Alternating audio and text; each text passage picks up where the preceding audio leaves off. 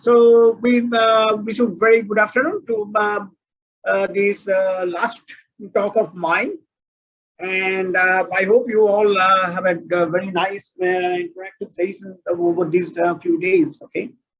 Mm. Anyway, we have already talked about a lot in my previous two sessions about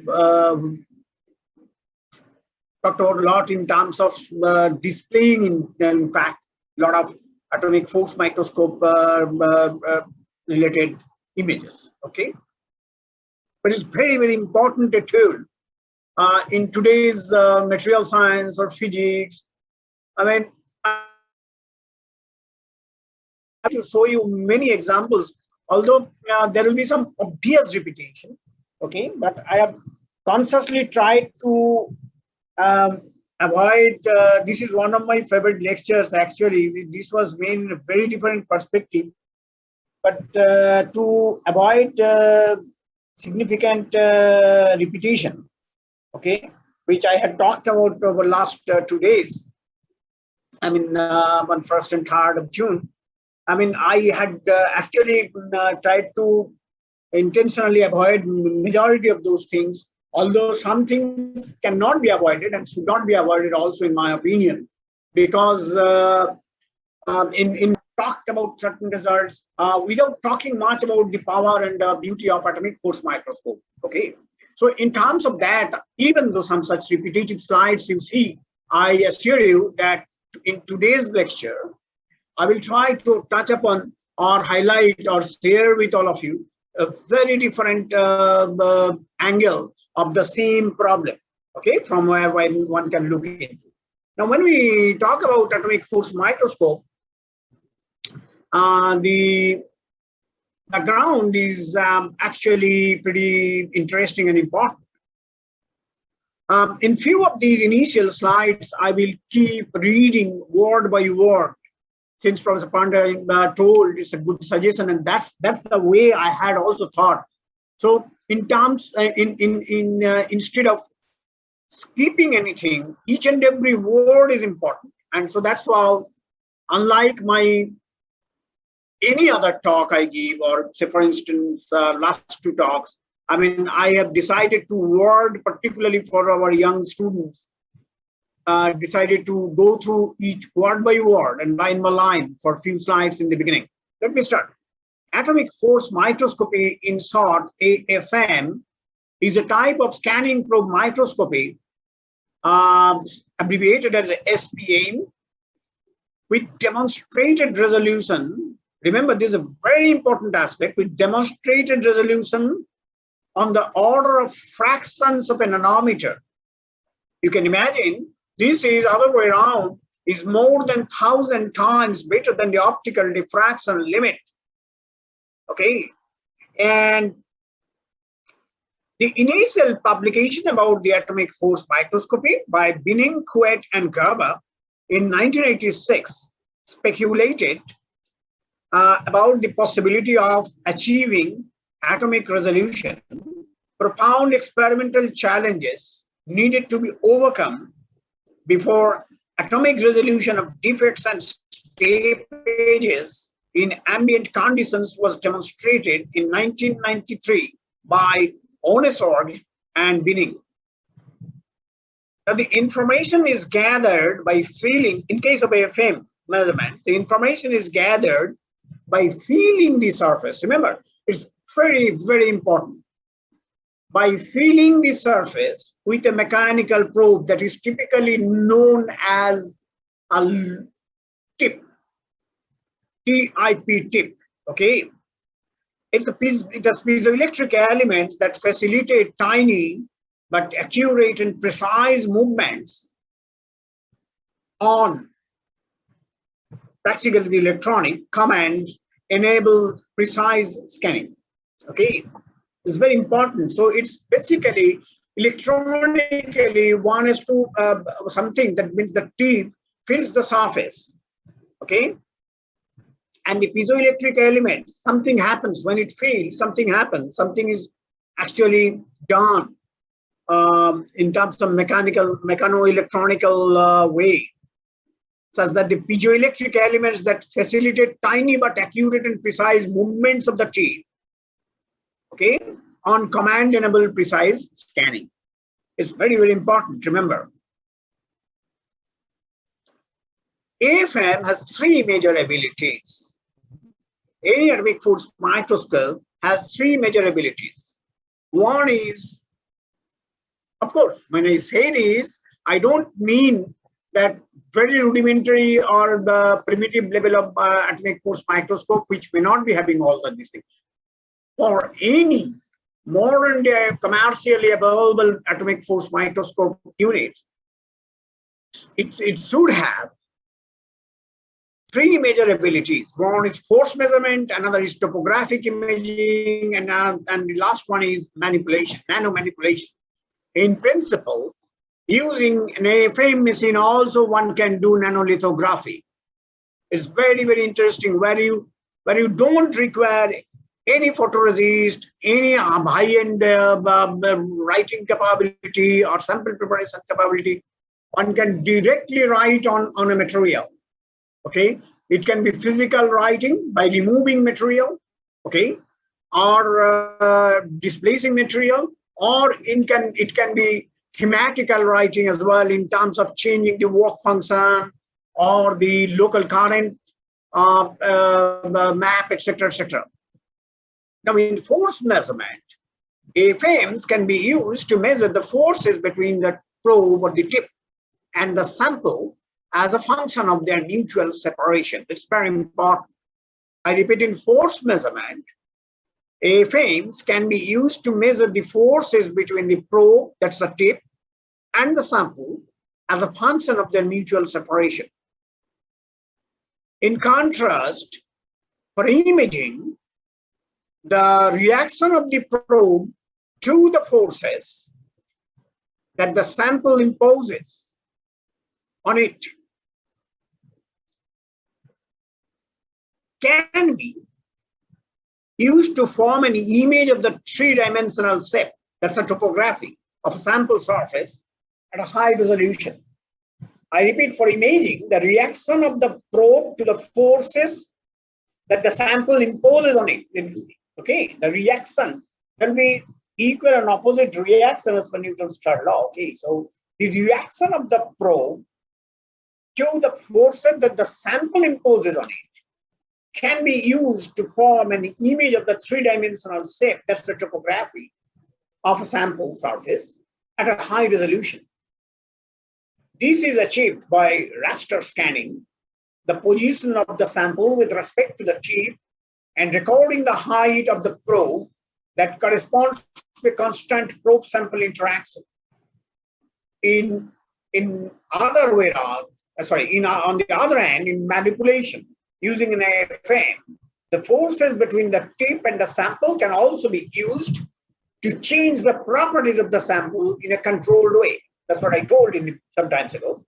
And examples of these can include atomic manipulation, scanning probe lithography, and so on and so forth. Let me tell you, at the end of the day, you will realize that it's really, really very amazing to know that how much an atomic force microscopic measurement or AFM machine can do in today's modern science and technological era. Well, simultaneous with the acquisition of topographical images, other properties of a sample can be measured locally and displayed as an image, often with similarly high resolution. Examples of such properties are mechanical properties like stiffness or adhesion strength, and electrical properties such as conductivity or surface potential. A frame does not use lenses or beam irradiation, and instead it uses a tip, and hence in general it does not suffer from a limitation in spatial resolution due to diffraction and aberration, or preparing a space for guiding the beam by creating a vacuum. Let me tell you, these optical aberration and other thing, this limitation in spatial resolution, etc., very much commonplace for ACM or TEM kind of thing. That does not mean I am wanting to compare an FM with TEM, etc. TEM, all we know, can go down to the extreme low resolution. But nonetheless, among its kind of experimental tools, similar kind of tools, you can say, AFM does not need any lens or beam radiation, and hence it does not suffer from resolution, spatial resolution due to diffraction and aberration, or preparing a space for guiding the beam by creating a backbone. This does not mean that AFM cannot be pursued in backbone. There are ultra high vacuum AFM machines available where resolution can go down as low as couple of nanometers. Okay. Now AFM consists of a cantilever with a sharp tip or probe, as I told, at its end, and that is used to scan the specimen surface. A cantilever, typically silicon or silicon nitride. It can be something else also. I mean, it is not limited to silicon or silicon nitride. Iridium, it could be some other materials, some magnetic materials also, or magnetic force microscopic study, and so on and so forth. But it could be simple platinum, and it could be simple gold or gold coated, like that. Everywhere the work function will be different, and the probing effect becomes different. Every tip cannot do every kind of studies, and so on and so forth. Those will be unfolded slowly into this talk. Now, this cantilever, it has a typical tip radius of curvature on the order of nanometer. Examples are typically 10 to 30 nanometer. These 10 nanometer tip radii tips are very useful, and are considered to be generally high aspect ratio tips. Okay, and they can be able to do even during AFM measurements. One can do photoconduction measurement as well. So the light is thrown on the sample, and otherwise, these, as I come into the next slides, as you will see that how the construction of a cantilever is or looks like. And if you will realize that unless and until we use a very high aspect ratio tip, the light, incident light, may fall on the part of the cantilever and may not reach fully on the region of interest on our sample. So such high aspect ratio tips are also used from time to time. Now, when the tip is brought into the, it's not then, it should be read as D, into the proximity of a sample surface, forces between the tip, forces between the tip and the sample lead to a deflection of the cantilever according to simple Hooke's law. We all have read Hooke's law in the school level, or from the school level rather. So I repeat, when the tip is brought into the proximity of a sample surface, forces between the tip and the sample lead to a deflection of the cantilever according to Hooke's law. Now, forces that are measured in AFM include mechanical contact force, van der Waals forces, capillary forces, and electrostatic forces. An example of electrostatic forces, utilizing these measured electrostatic forces, one can do electrostatic force microscopy, magnetic forces when it senses, one can do magnetic force microscopy, and then Casimir forces, etc. So you can understand what variety of the studies reach in physics or engineering can be done using these tools. Now, AFM operation is also described as one of three modes, usually described rather, according to the nature of the tip motion. Okay, so an AFM operation is usually described as one of the three modes according to the nature of the tip motion. First is contact mode, also called as static mode. This is as opposed to the other two modes, which are called dynamic modes. Remember, it's very important.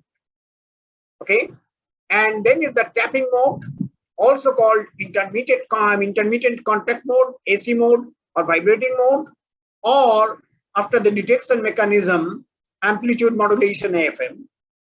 And the last one is non-contact mode, or after the detection mechanism, sometimes it's also known as frequency modulation. So basically three major modes: contact mode, also called static mode, tapping mode, and non-contact mode, which these last two are known as dynamic modes. Okay. Now, here are the essential components of an AFM microscope. Setup. Here you see number one is the cantilever. Okay. And number two is the support for the cantilever, of course. I mean, one side support has to be there to think of such a construction to be used as a cantilever. Now, third one is the piezoelectric element here. Okay, this is used to oscillate the cantilever at its eigenfrequency. Number four is the tip. That's the probe. It's fixed to open end of a cantilever. This side at this end it is fixed, and it next is a detector of deflection and motion of the cantilever. That's it. And then sample to be measured by AFM is number 6. This is the sample. Okay. And 7, these are all actually part of the AFM. These are all part of the AFM. Only the sample is put on the sample holder. Okay. This is the only external thing. Rest 1 to 8, barring number 6, are all inbuilt. We cannot do anything there. Well, XYZ drive sample actually moves sample 6, and the stage also in X, Y, and Z directions with respect to a tip apex. Here's the tip apex, okay? And 8 is the stage or the sample holder, the holding stage, like that. Now, topographic image forming by AFM, okay, is where major important thing is this tip apex, okay, sample surface, Z orbit of tip apex, and the cantilever. This typically help in forming the topographic image. Now, here you see the schematic diagram of a typical AFM setup. See, here is the cantilever, here's the probe, here's the sample, here's the XYZ stage.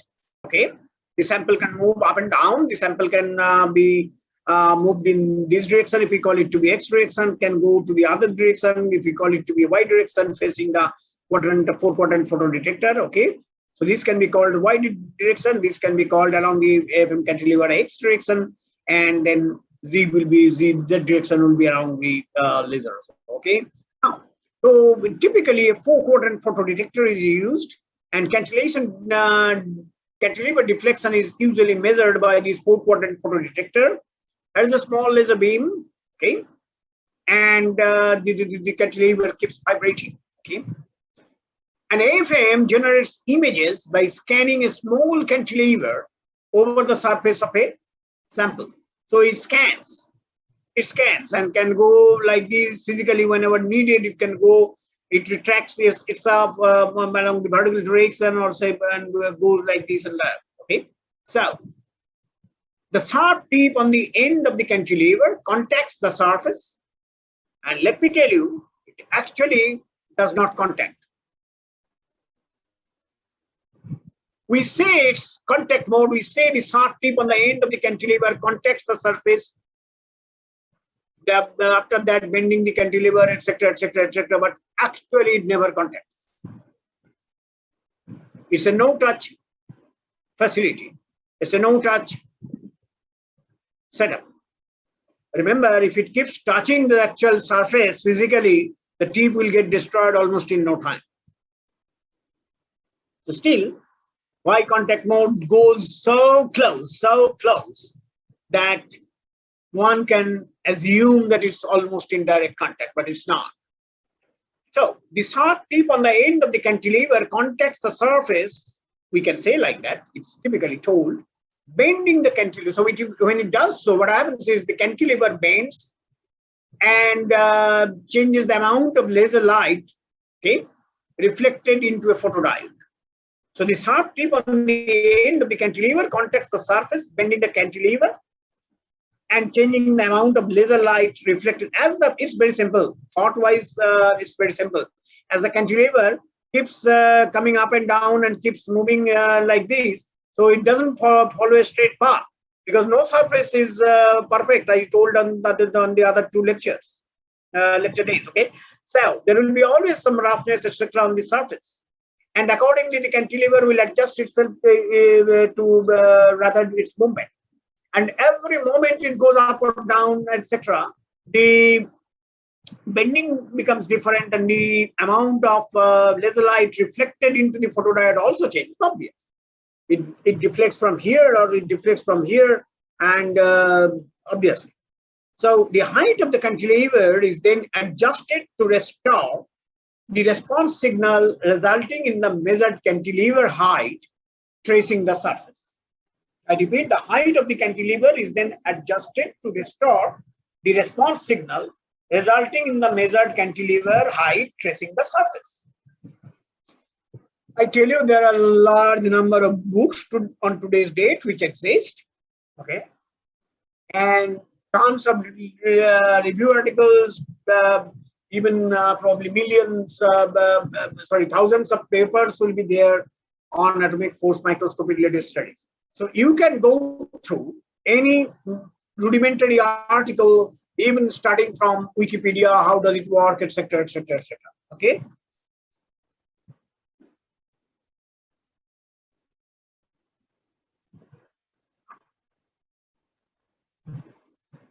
I will take few seconds of break for water break.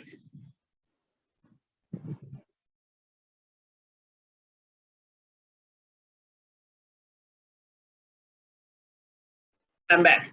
So these are the general components and their functions once again with more realistic view.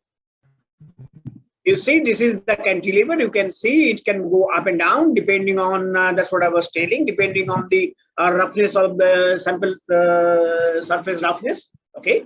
And accordingly, the cantilever deflection will be different, and continuously it will be adjusted back also. But as I told, accordingly, the laser light will send different amount of, as I told here, okay, bending the cantilever will be different, and changing the amount of laser light that will be reflected into the photodetector. This is a direct view graph, what I meant in the last slide. And the tip actually looks like this. You can see this is this length is 100 micron. Instead, this is a very, very sharp tip, very, very sharp tip. Okay, and there is a feedback loop to adjust the response. Okay, as I told here, respond to restore the restore signal, and there's a piezoelectric scanner, and finally the signal is fed to the computer. So cantilever is actually providing the spring action which deflects as the probe tip scans the sample surface once again. And this position sensitive photodetector measures the deflection of the cantilever, and a probe tip senses surface properties and causes the cantilever to deflect also. And the sensor output goes through a feedback loop to and through a piezoelectric scanner to the computer. Amazing how sharp they could be. It's a beauty to see actually. And making AFM tips is also another industry in today's date. Okay, very competitive and still very interesting. These are the scanning electron microscope pictures, electron micrographs rather, of a used AFM cantilever. You can see a lot of materials are stuck into it. So after prolonged use, okay, and depending on the hardness of the material or the how soft the material is, I mean, it always gives rise to the possibility of adding some material from the surface actually. Okay. Now, as I told, different modes of AFM. The contact mode in the contact mode, the tip is dragged across the surface. Once again, I mean, it's not physically dragging across the surface of the sample, and the contours of the surface are measured either using the deflection of the cantilever directly, or more commonly using the feedback signal required to keep the cantilever at a constant position. And thus contact mode AFM is almost always done at a depth where the overall force is repulsive, that is in firm contact with the solid surface. And in non-contact mode, the tip of the cantilever does not contact the sample surface. Actually, in no mode it contacts, as I repeat again. Okay. But in contact mode, it is taken so close that it's almost like physical contact, but still it's not. The tip of the cantilever in non-contact mode does not contact the sample surface, and the cantilever is instead oscillated at either its resonant frequency, that means the frequency modulation, or just above the amplitude modulation, where the amplitude of oscillation is typically a few nanometers, sub 10 nanometer, down to a few picometer. Okay.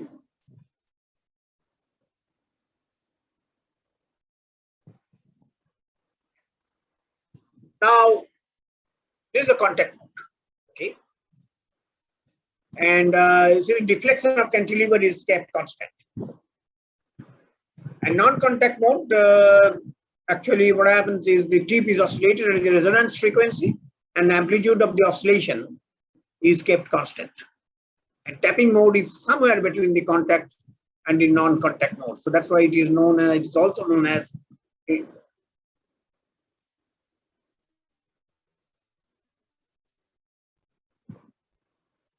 intermittent contact. Okay. Well, a typical example of how an atomic force microscopic topographical scan of a glass surface can look like. We often deal with glass slides and so on and so forth. So this is a typical morphological image obtained from a glass surface using an atomic force microscope. The micro and nanoscale features of the glass can be observed very easily, portraying the roughness of the material. The image space here is 20 micron along the x direction, 20 micron along the y direction, and 420 nanometer along the z direction, the smallest axis. Next is very important. Now, applications of AFM. We have several modes. We have seen 3 modes, and then several other modes also in terms of carrying out the different studies.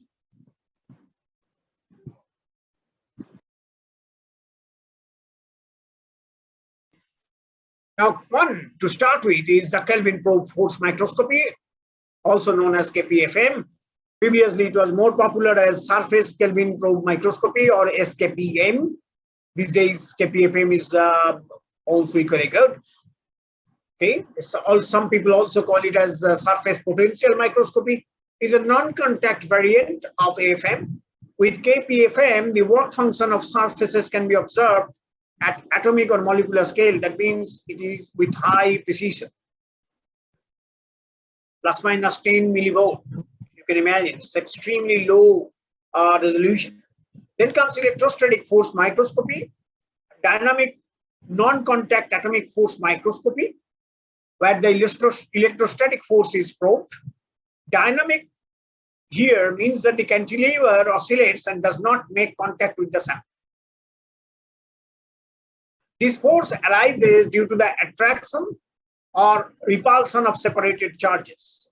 You can imagine how low difference exists sometimes between the target and the tip. So it can feel that attraction and repulsion of the separated charges from the surface. Okay?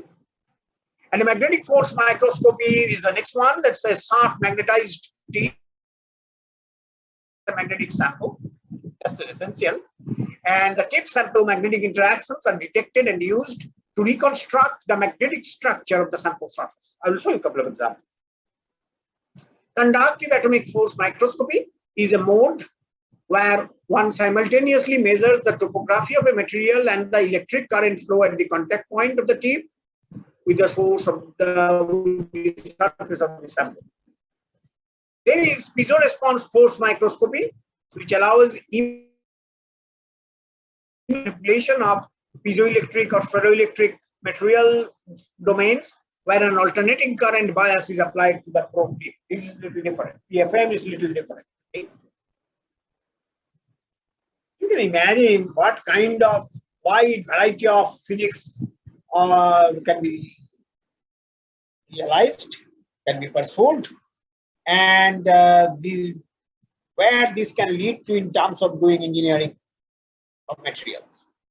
Okay, because every material, technologically important material, these are other way around, either is in use in industry or will be used tomorrow, and like that.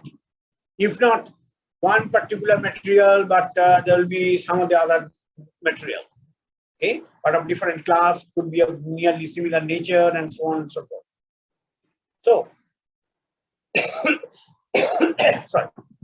So you can imagine that what variety of studies one can do using an atomic force microscope. What class of problems we can address then using AFM? These will be coming under applications of AFM. Answer will be optimizing layer growth. Remember, this does not mean directly AFM will be used to optimizing layer. No, it will show us morphology with kind of techniques I showed you, available using the same AFM. Either of the other mode, whenever we apply, this is going to give us different experimental outputs. And using those results, one can understand what we want to do. Okay. When I say optimizing layer growth, that means suppose I am studying growth of some thin films of the same material grown under different conditions, and try to realize that which particular material, thin film with which kind of property would be the most appropriate in this matter. Okay.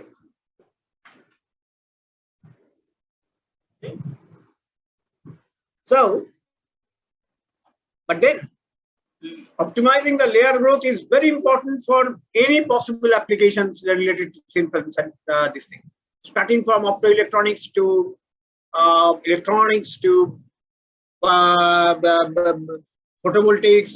Why not? Okay. Next is photovoltaics. I will show you example. Self-organized pattern formation. We have had enough of incidents to see the examples.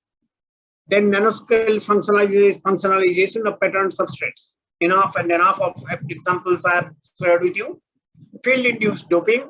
Well, still I will show some examples of this self-organized pattern formation and nanoscale functionalization of pattern substrates using AFM. Then field-induced doping. That's another important and very important distinct from nanoscale manipulation of material. Nanoscale resistive switching phenomenon, neuromorphic computing behavior, okay, with high pixel density.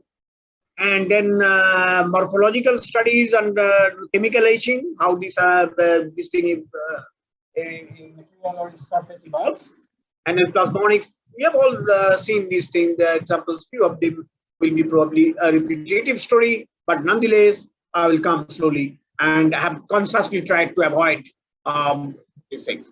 So I think I have tried to do some justice to what Dr. Panda was actually wanting me to do in terms of helping the young minds who haven't yet been into the research yet, but must be, it is like in the Zoom, you get the message, you are in the waiting room. So you get to know many fundamental aspects of AFM and how it works and so on and so forth. And which mode can do what kind of studies. Every mode cannot do every studies or every possible study in the same mode or whatever. Now, This view graph probably I had shown last day itself. Now why I'm showing here is you see so many when we form such gamut of patterns. I mean, it's very important to employ AFM judiciously, okay, to study these patterns, okay. Now, we have also seen that how important these patterns could be, and the advantages of forming such patterns, okay.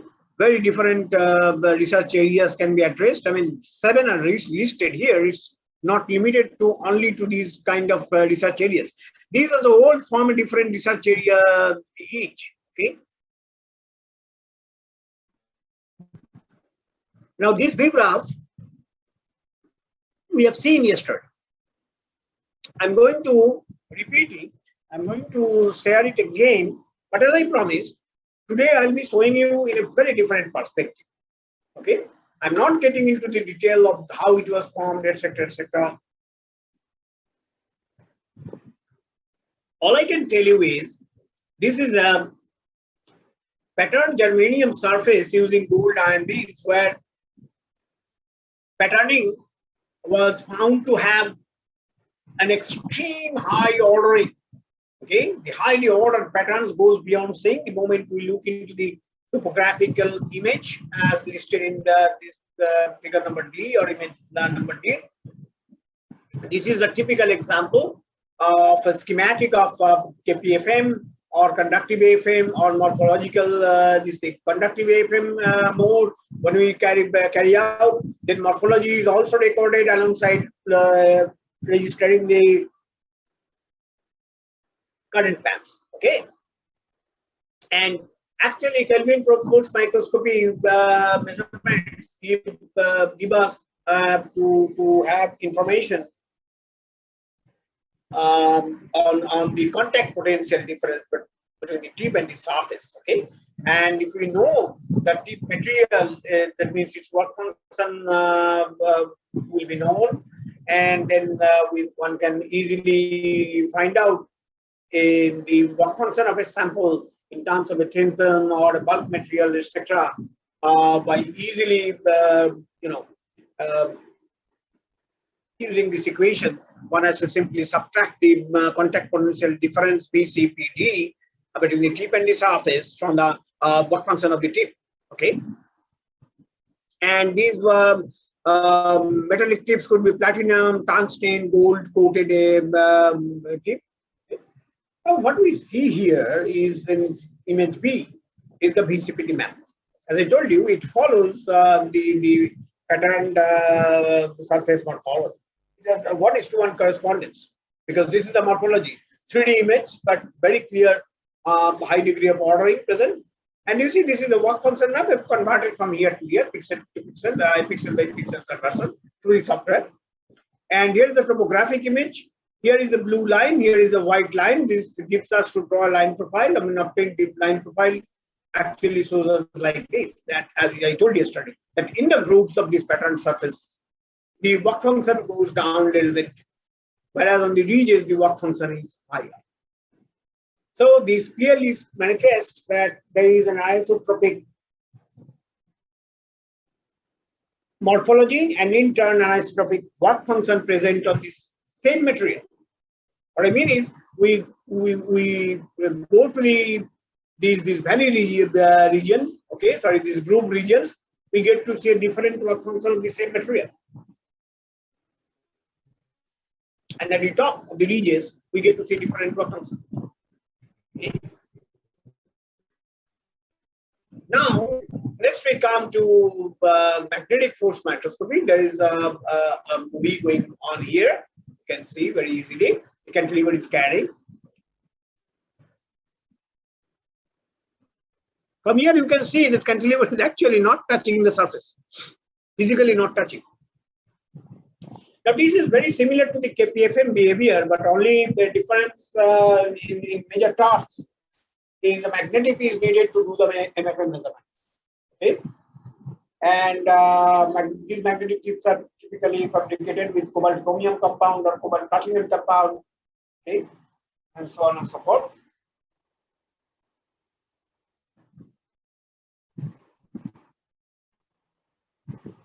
And what one can do is, while doing this magnetic force microscopy, particularly our atomic force microscopy setup is capable of doing magnetic force microscopy measurement in the presence of a variable magnetic field module. Okay, sorry, in the presence of a magnetic field which is provided by a variable magnetic field module. And it can go up to 2 to 3,000 Weston with an accuracy of plus minus one Weston in the field. Okay. Now you see, this was a sample. Yesterday I also told you that if you deposit cobalt thin film on it at normal incidence or at an oblique incidence of 60 degrees, different kind of magnetic properties in actually evolve. And here what I am showing you is the morphological image of a 60 nanometer thick obliquely deposited cobalt thin film deposited on a pristine germanium, and the magnetic force microscopic phase image shows this image. And this is the morphological image of the 60 nanometer obliquely deposited the cobalt film on the pattern germanium substrate. Okay, so this is, say, without any patterning, and then grow a 60 nanometer thick film together with this sample where patterning was done separately, and then when they grow simultaneously, we get to see this kind of magnetic force microscopic phase image as well. Very different compared to here. It's a signature of a flat surface, okay, a flat magnetic sample.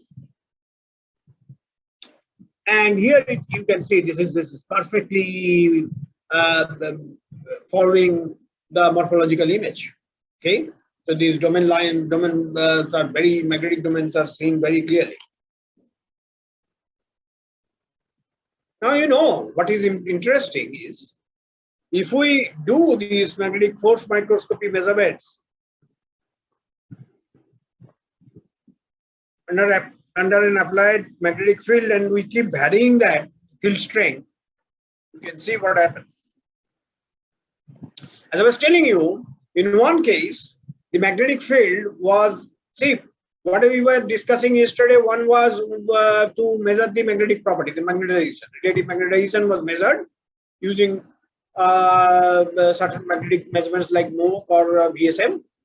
And there what happened is that physically the sample was rotated by 90 degrees to enable the applied field to be operative along the pattern direction once, and in other case across the pattern direction. Now here also you see, once we have done along the pattern direction, okay, and have then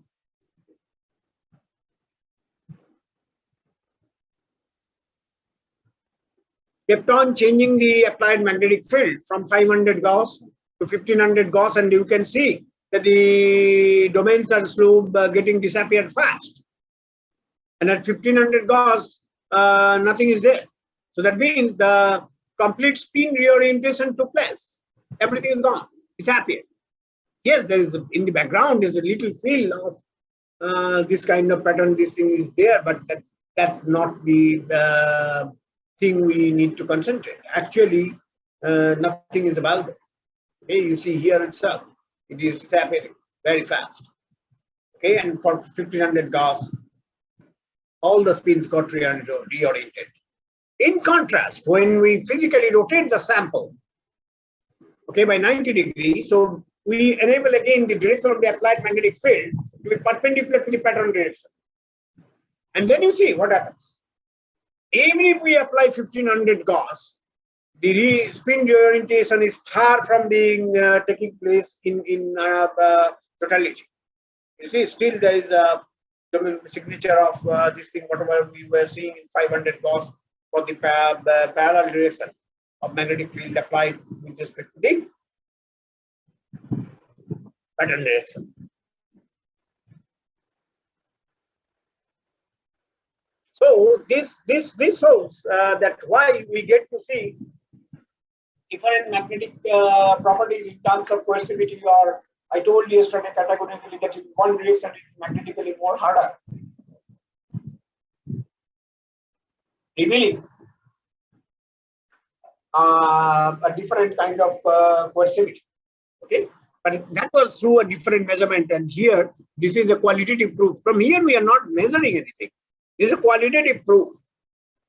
Okay, and once we have those kind of measurements available, if we superimpose this kind of on this kind of data, then we can easily correlate, and we have done so in our published papers by Malik et al. On several occasions, that what we can identify is on that magnetic hysteresis loop, in which stage the complete spin reorientation has taken place, and where half the way it has gone, and where it is completely not reoriented, and so on and so forth. We can mark on that. Now, this is another example of magnetization switching behavior of nanomagnets. These nanomagnets are formed with permalloy, which is having the typical composition of nickel 80 and Fe20. Permalloys can also have the composition of Ni81 and iron this thing 19, but this was something Ni80 Fe20. This kind of structures lithographically was formed, okay, pattern, and this marks this thing, okay, like capsule-like structures. These are all individual nanomagnets, okay. So after lithographical design, I mean these here and there, these these nanomagnets in the shape of digital 8 and side by side were formed, okay, were designed. And what happened is this is the SEM image of the fabricated structure, and these are the magnetic force microscopy images taken with our AFM setup in the laboratory. And this work was done in collaboration with IIT Delhi. And what we get to see is, you know, as we keep applying different fields in different direction, okay, how the orientation changes, okay. So from D here we say that this is V is for complete saturation to 50 Tesla, millitesla, and C is near remnants, okay, at 10 minus 10 millitesla, and the rest all D to H are for intermediate fields, okay. Now the blue head, red tail arrows in the magnetic images show the orientation of magnetization, which switched before scanning in the nanomagnets at different external fields and therefore guide to the eyes. Okay, these are only guide to the eyes, these red tail and blue head arrows. Okay. Now it's amazing actually. We can actually do the spin reorientation or okay, or magnetization, other way around magnetization switching for these small nanomagnets. Okay. Another work is, you know, under review. That is also very fascinating one. So this is one capability. Next is we have talked about the field emission studies. What is field emission? I didn't go through in detail. Only as I mentioned that it's a quantum mechanical tunneling phenomenon.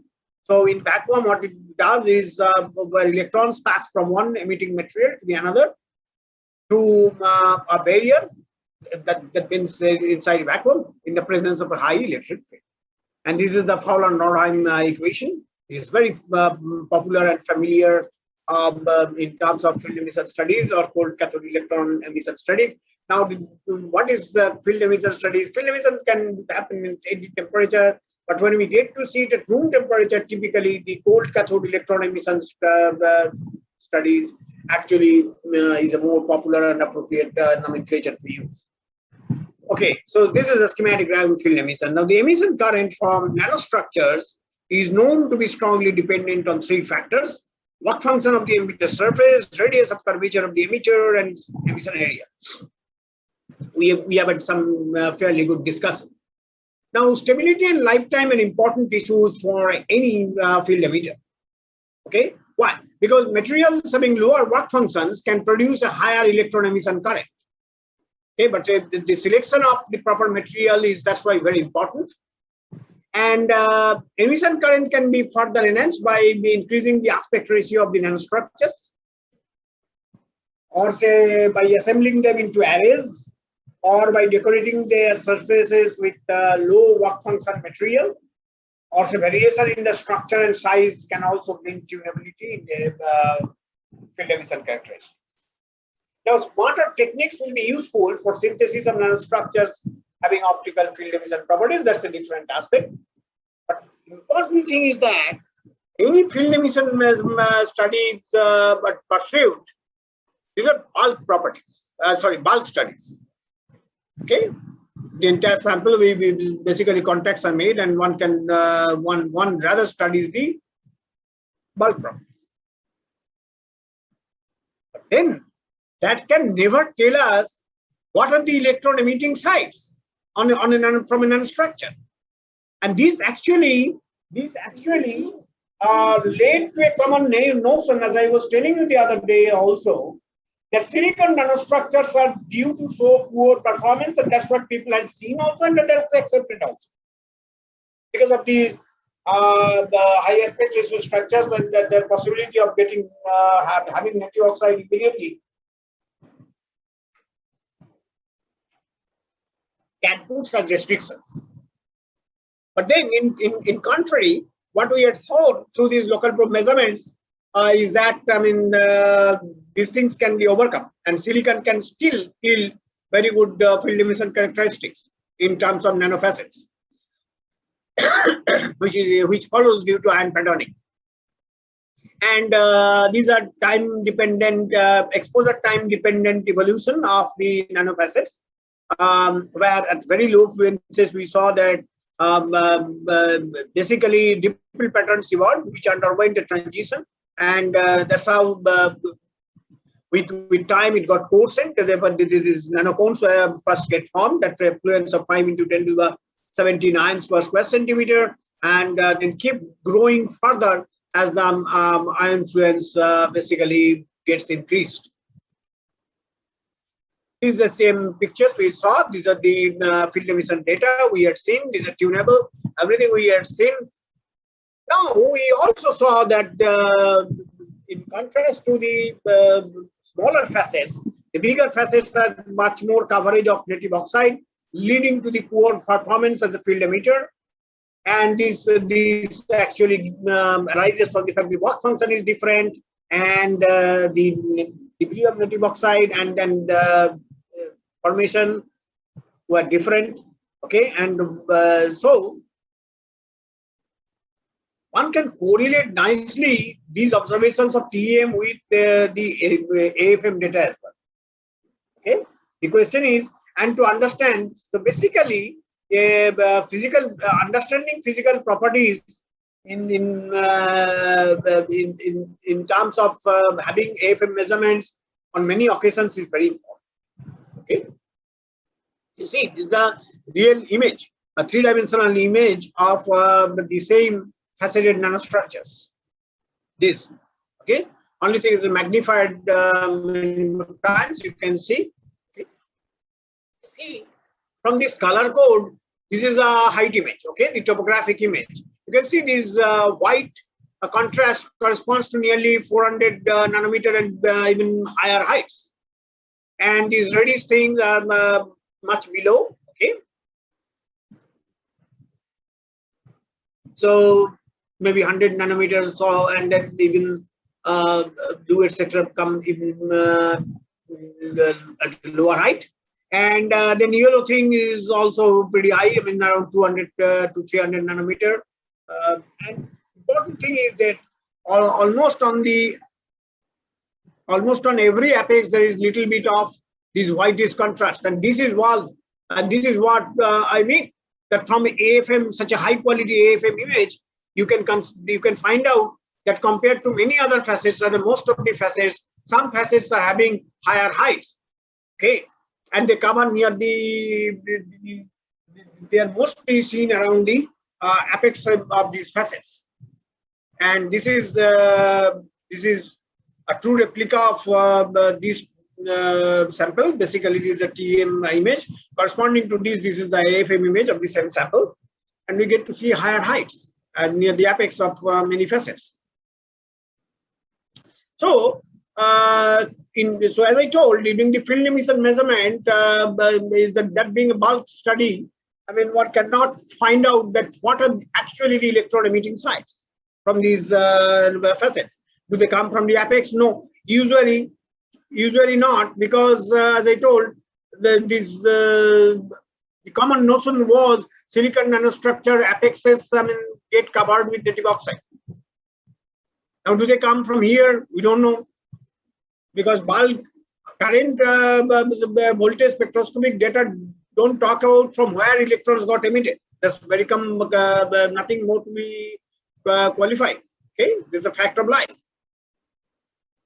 So, in order to know or to probe the electron emitting sites, we took help of based dual-pass tunneling current microscopy. And in this case, what is happening in the first pass, dual pass, in the first pass, the tip scans the surface in contact mode without any external voltage, okay? And you get to see the topographical image results from there. And then in the second pass, it retracts to a predefined height. That means the the tip is lifted. Okay, you can see here, tip is lifted nearly by 20 nanometer or so. So in the second pass, the tip is retracted to a predefined height, and it again scans the surface, but this time with a change, and that is with an applied external DC bias to the tip. You can see here, we can apply up to 10 volt. That's the system limitation. With our AFM machine, we cannot apply more than that. Doesn't matter. Majority of these studies are possible to be studied. I mean, pursued. So in the first pass, when it was scanning here, so we got to record the morphological image. Then it is lifted at a predetermined height, 20 nanometer here, because much of lift height will give rise to generation of the quantum mechanical tunneling effect, and so tunneling current will be very, very low, not meaningful. So a predetermined height of nearly 20 nanometer was put, I mean, by which this was the lift height, and then applied 10 volt, up to 10 volt one can apply to this tip, and can then pursue the tunneling current microscope data.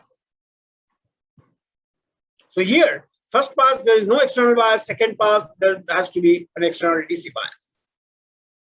You see the same nanofacets which are formed under ion exposure time of 19,800 seconds. You see the topographic image, exactly 1:1 correspondence is found in the current map obtained through conductive atomic force microscopic measurements. And when this is obtained during the second pass, the dual pass, as I told, dual pass tunneling current microscopy. So after it is lifted, then the surface is scanned again by the tip, and this provides us the map of tunneling current from the surface, and that is the map of tunneling current. You can see the magnitude of highest current, 70 picoampere. It's a tunneling current. So you can imagine here it is not even pursued in vacuum. Here it is pursued in air.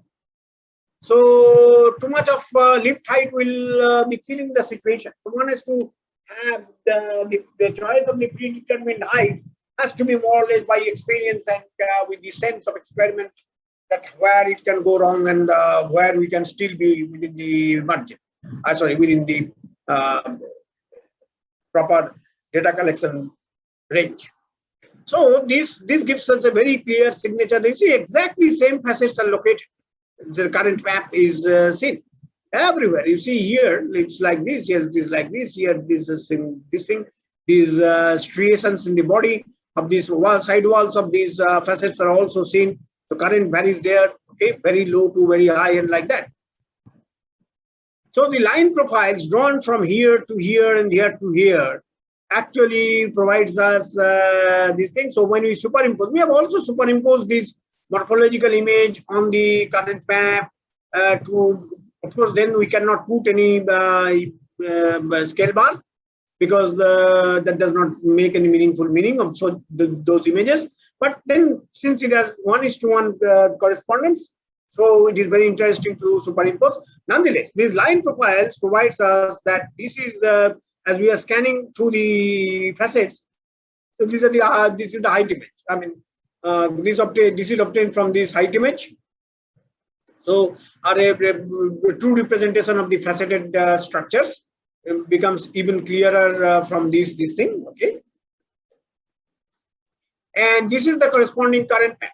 You see, exactly 1:1 morphological image and current map. We could reconstruct easily that they have exactly 1:1 correspondence. Okay, but then look into these current map. Very interesting. Why interesting? Because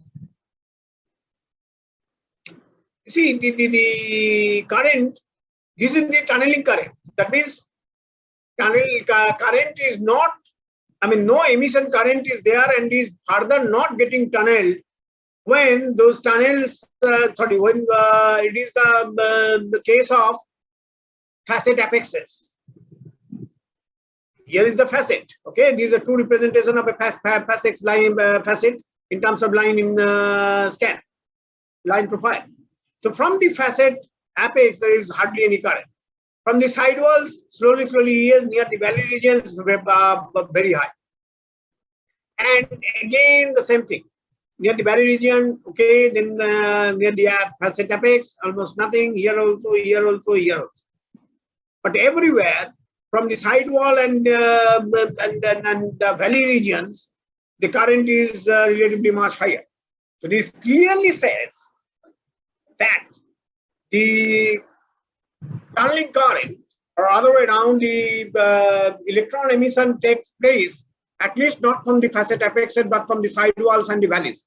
And now we can see that this additional height in the topography that we talked about here as well can be correlated with the native oxide formation, which is further clearer from here. This is the same sample. Okay, 318 ions per square centimeter, or other way around 19,800 second exposure time.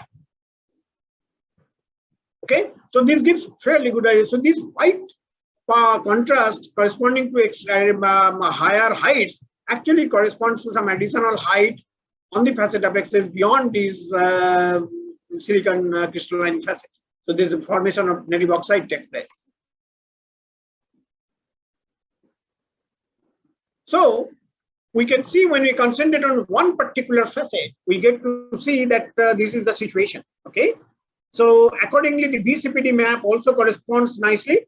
Okay, so higher is the ion exposure time, work function enhances. So that's why it is very difficult for electrons to come out from these things where the work function is getting affected by the coverage of native oxide at the apexes. Okay, here is more prominent. So reddish things are here. Once that work function barrier is crossed, then only emission current can come up. So thematic, I mean, qualitatively, then one can conclude from these studies that, you know, electrons coming out of the samples, I mean, getting emitted during the process of field emission studies, they come out mostly not from the apexes, but from the facet valleys and the sidewalls. Now, as an improvisation, we had seen enough of these data over the last 2 days, particularly to say that field emission property actually got enhanced by a significant amount due to the fact that we covered these silicon nanofacets by gold nanoparticles grown under different growth angles. Okay, and bigger gold nanoparticles at apexes of silicon nanofacets for the corresponding to the growth angle of 70 degrees, that is for S3 and S3 prime, that means before and after annealing. Okay, that was observed, and incidentally, the best property was obtained from those samples, best field emission properties.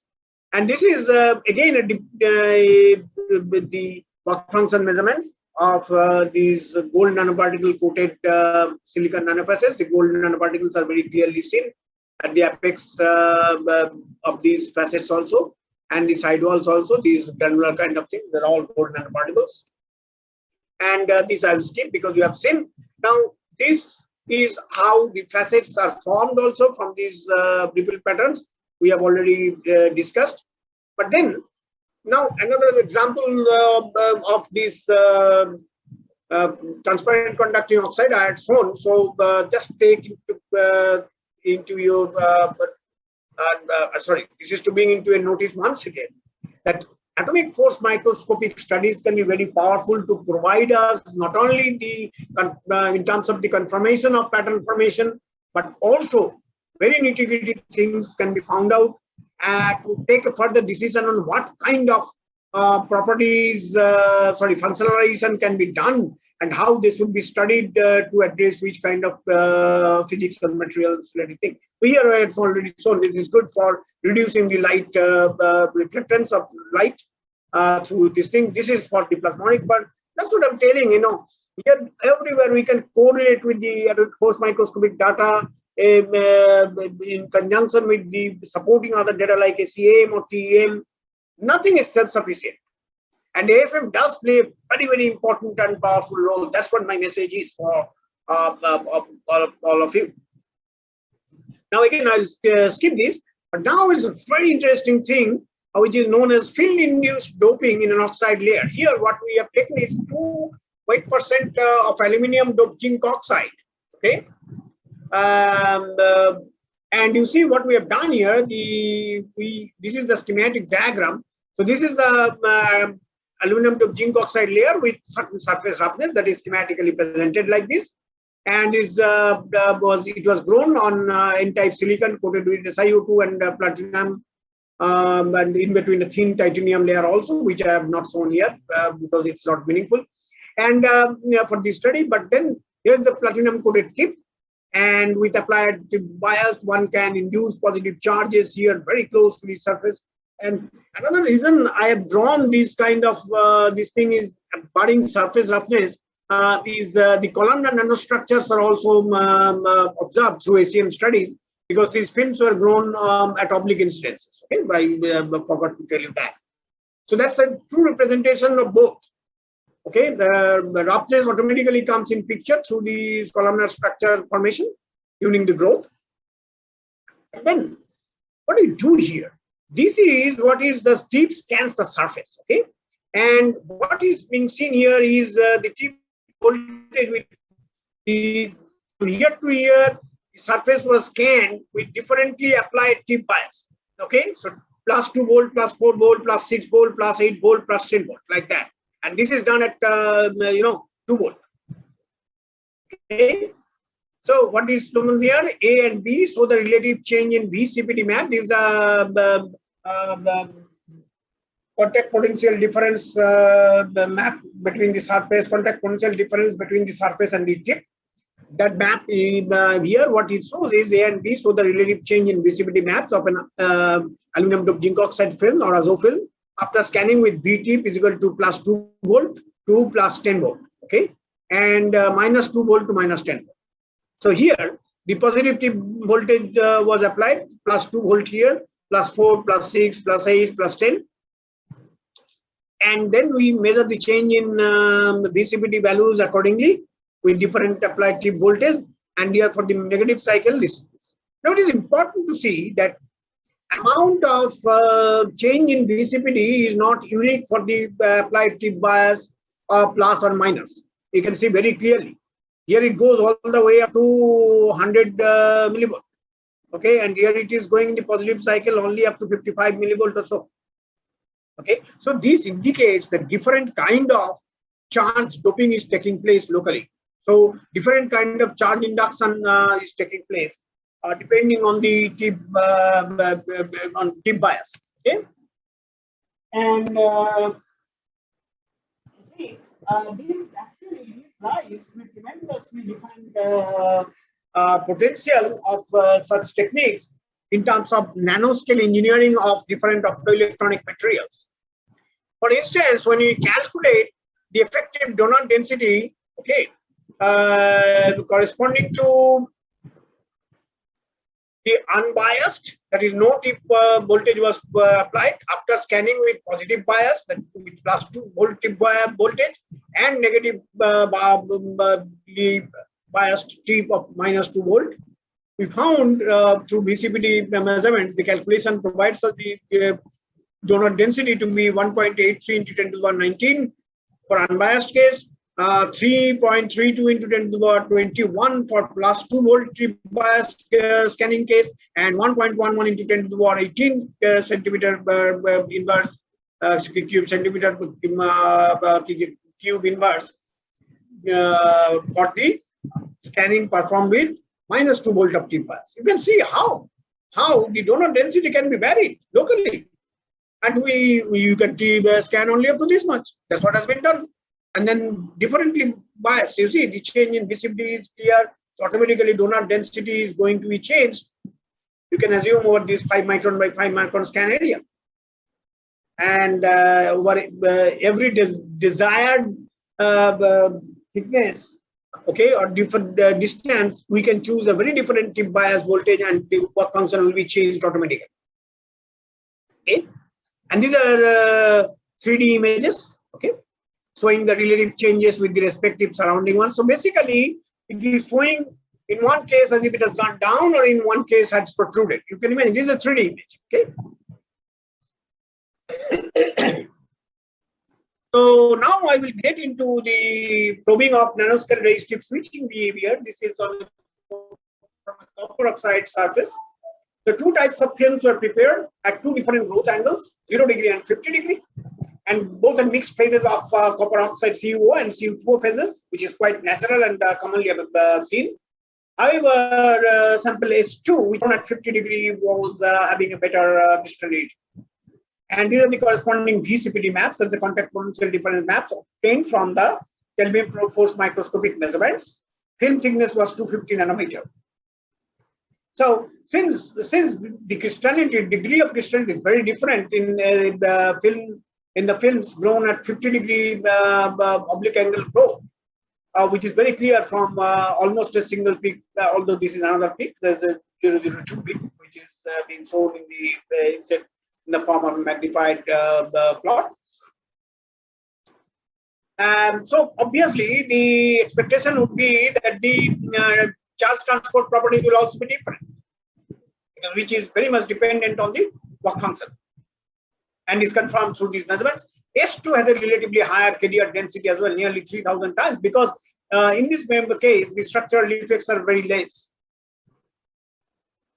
Now you see, using these atomic force microscopic measurements and sweeping a DC bias according to 0 volt to 10 volt to 0 volt to back to -10 volt to 0 volt with a ramp rate of 0.2 volt per second at a fixed tip location on a randomly chosen grain and grain boundary. These are grain boundaries, star marked areas, and white parts are grains. So basically telling that the granular material, and here the grains are more conductive in nature, because this is the atomic force microscopic data where the current map has been produced here. For S1, that means this sample, and for S2, this is this sample. And the local IV spectroscopic data provides us a very clear signature of loop opening. That means it is showing some resistive switching behavior, where high resistance state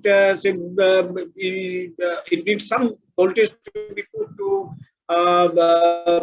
undergo the set process and to take it to a low resistance state, and vice versa.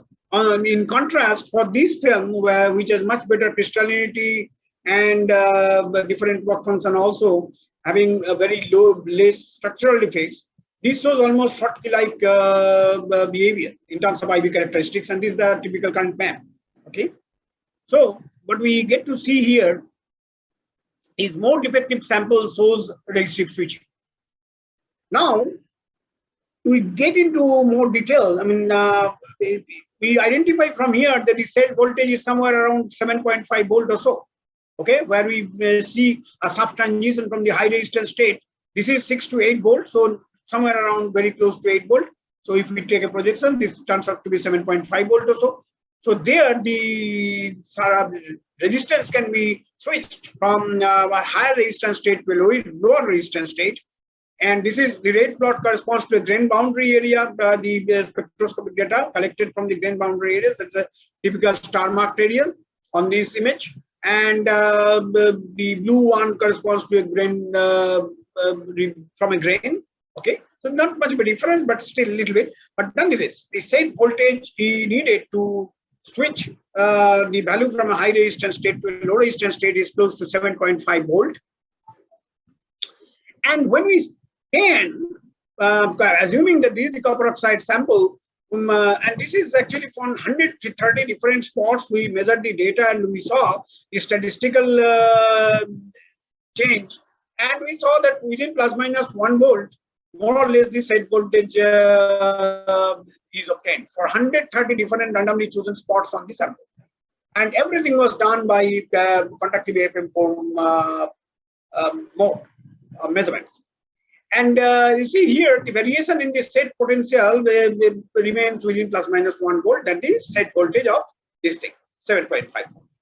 What was done after that is the same sample at some place, it was scanned with a higher voltage, tip voltage, compared to the minimum set voltage value, that is the 6.5 volt, and it is the maximum set voltage value, that is the upper line. If we add these heads, so this was as we told, 7.5 and 6.5 was the minimum thing here, and 8.5 was the maximum thing. That's the statistical distribution in the B set value, plus minus 1 volt. And if we scan this surface once with a tip bias higher than 8.5 volt, and in one case lower than 6.5 volt, so this is the schematic representation that we get to see and should see also. And that's what is manifested here. What happens is this 3D view image shows that as this corresponding, so this whitish part protruding out of the surface corresponds actually to this area where it was scanned, corresponding to a tip bias higher than 8.5 volt. That's the B set max value, as is obtained from here, obtained from this data. And in the surrounding region, it was scanned with a tip bias of 5 volt, much below than the this thing, but equally lower value. The 8.5 to 10 volt we had applied there to scan, and here it is 6.5 minus 1.5 more volt is 5 volt. So this gray area corresponds to that. Here this thing, and this reddish part corresponds to this protruded part. What does it mean? This is a current map. So current goes higher. So that is the indication of setting of the low resistance state from and the surrounding region is the high resistance state. Okay, and it goes as high as 20 nanoampere or more. 20, and this is a corresponding 2D view graph image. And you see here current is definitely very high. And this is what we saw also from here. The grains are more conducting in nature.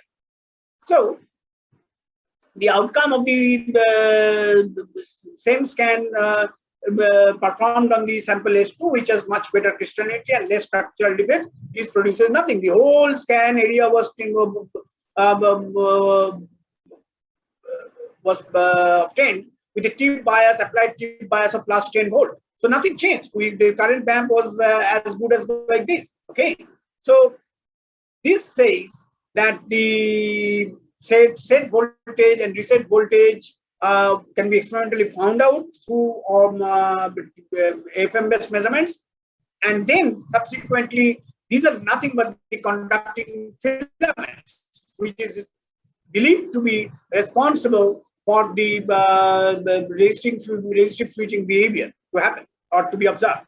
And you see, this is the zone corresponding to this red area that was or this white region of this part, which was scanned with an applied voltage of 10 volt. Okay, so here this change, this is the BCPD map. So this change corresponds to a change in the work function value locally. It's nearly the same thing, you know. It's the same thing, change in work function. So this kind of engineering can be done very nicely. This is another example I had shown yesterday also. And you see this, sorry. So this is for gold implanted in TiO2 films, and at higher fluences, this gives rise to beautiful pattern formation. And accordingly, we have done these CFM measurements also, okay, for as grown sample, and not much the change was seen. But as we do this gold implantation, the corresponding current map also starts appearing in a very different way for 5 into 10 to the 16. As the fluence increases, the current map also becomes starts showing up more current, and so here also this anisotropic morphology is giving rise to different kind of anisotropic behavior in the resistive switching property, and that becomes clear as we saw from the germanium pattern surface that in the group the property was different, work function was different. Here also same thing happening. The current is also different, as we have found in the earlier case, not in the groups, but in between the at the grains and then the grain boundaries. So these are clear examples of ion fluence dependent gold ion implantation in TiO2 can lead to very different anisotropic behavior and resistive switching also property also. And so this is the take home message, okay.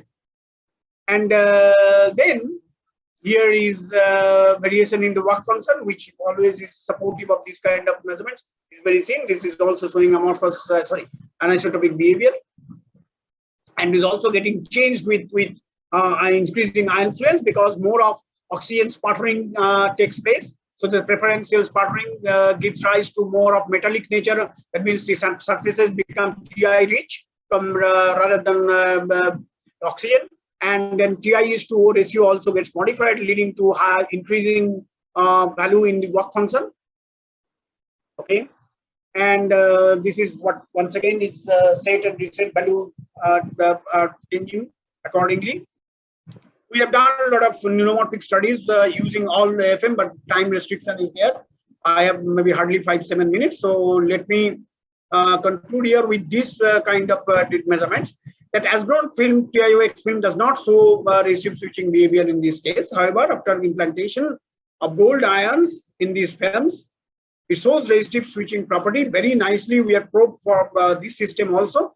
Since it will be repetition, I have avoided those scan areas and all these things. And tunability in resistive switching is also easily achieved.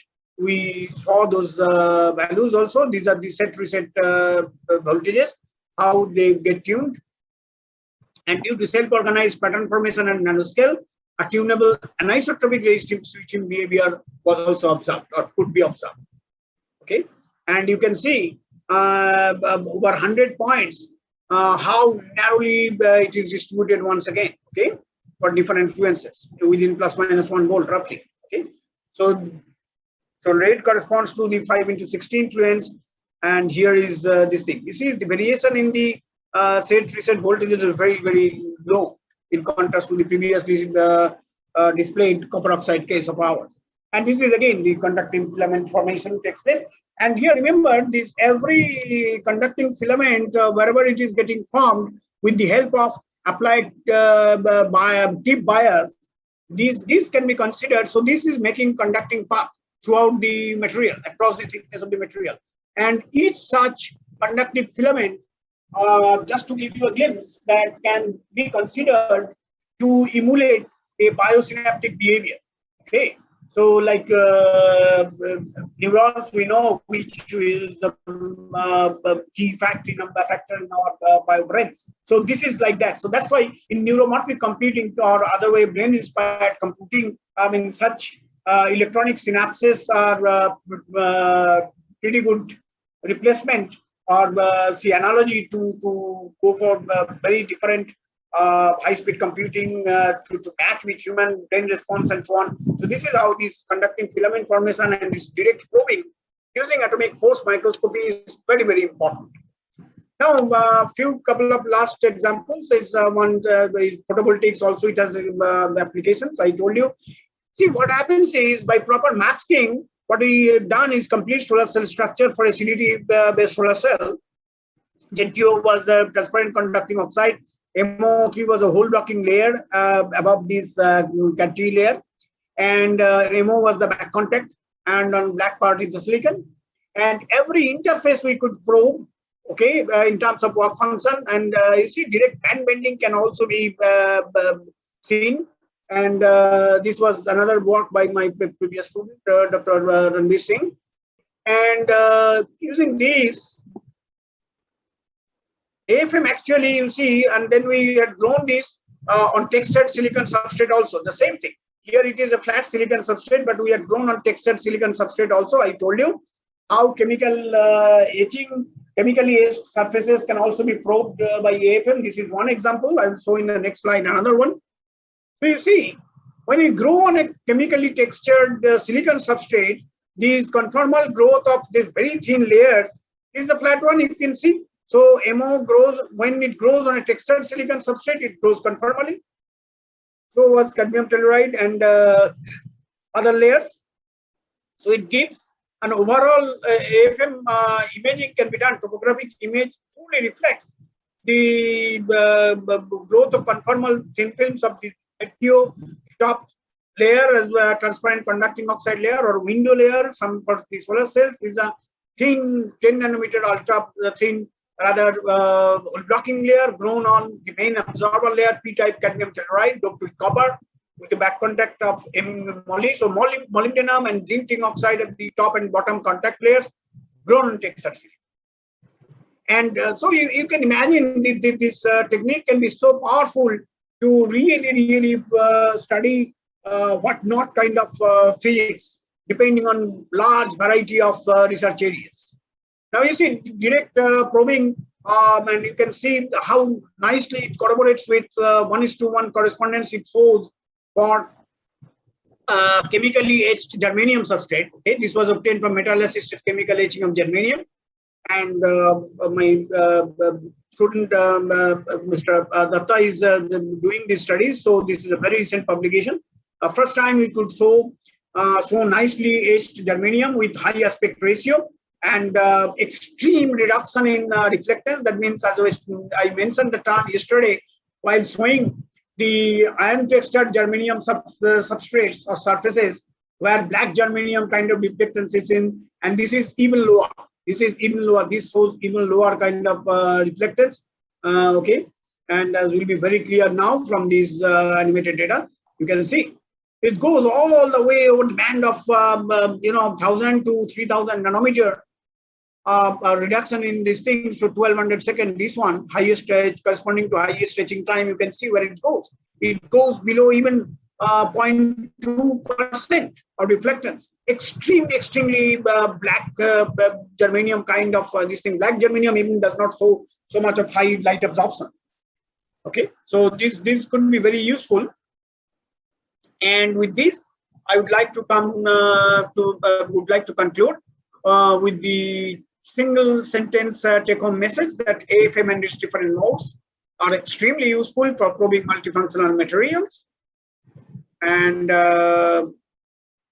once again, I would like to thank my collaborators, basically my past students and a few of the collaborators here and there. And thank you all once again for your kind attention. Thank you very much. The session is already open for the question and discussion. I like to thank Dr. Professor Som for from basics he already started. So that's I'm very much thankful to him. I think today people have a lot of questions to sir. You've already unmuted. You can unmute yourself and you can talk with the sir directly. And I also share already test question as well as feedback link in the chat box. Yeah, Suresh Babu, you want to say something?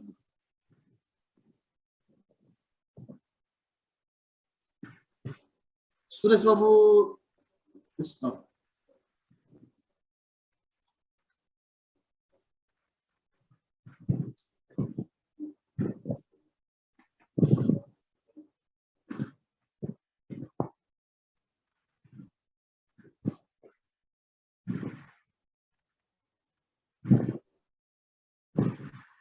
Any questions from your participants? Sir, I have one question, sir. Sir, for MFM deep, The tip himself is a magnet or tip is a magnetic material? Yes. Magnetic tip. Its tip himself is a magnet. Yes, I had shown you. Let me just. Yes, sir. I saw your slide, sir. That's why I'm asking. Yes. Okay, sir. So then, when you are applying the external magnetic field, then maybe how do you know this is 200 overstate or something value? That is the nominal value that we are putting. Then your tip himself are magnetic field. Then how you are calculating this magnetic field? No, that's what it has to be chosen also. The devices in a very judicious way, depending on what kind of study we want to make. Yes. Any tip cannot be done. I mean, there are the different tips also, and you see here. I mean, the tip had to be chosen such that it is well within this point in the safe value of this thing. Okay, so we have used different tips also to test first that which tip will be most ideal. Different tip tip has different degree of magnetization as well. So we have commercially procured 4 or 5 different degree of magnetized tips also from the company. So you are correct. All the tips cannot be applied for all the materials. It is material specific. One has to judiciously choose that. So can we make, suppose we have a nickel tip, nickel tip maybe a little bit cheaper than the magnetic tip, I think. So if we use nickel tip and if we use external magnetic tip, that can be what? I have not come across, direct nickel tip. I don't know when there could be oxidation or not for nickel. Okay. Okay, sir. That may be possible. Yeah, you are right. Usually that's why these are alloy tips, mostly cobalt platinum or cobalt chromium like that. Yes. You are right, sir. You are right, sir. Yes. Thank you, sir. You are welcome. Any question, please? I think my hypothesis will be valid for today also, but I suppose it is mostly because of tiredness at the end of the day. Okay. I don't. I cannot say anything about this thing. No, hypothesis is after many years of observation devices. And also, as I told, some of the senior colleagues had made such statements earlier when we were very young. So this works. This is a thumb rule, okay? It is good for the speaker that he has not to speak even after a long talk further. So, anyway, and in online mode, you can understand. You can understand there is no organizer supplied coffee or tea, so you have to survive on water continuously. So we will make it offline, sir, someday. I will definitely invite you. Sure. So I think there are no questions. So I like to thank Professor Som once again for his time. He already talked 3 rows, so that is very much. I am very much grateful to him. I think all the participants, at least they got something from sir. At least I can say, if the sir's hypothesis is correct in a negative way. So with this, I like to thank Professor Som once again, and I like to thank all the participants for taking their time. I know all of you are very busy, as well as there are a lot of problem in this COVID-19 period, pandemic situation. So please, I have to request all the participants once again, please fill up the feedback form as well as give your test, because these 2 things are important for your certificate distribution.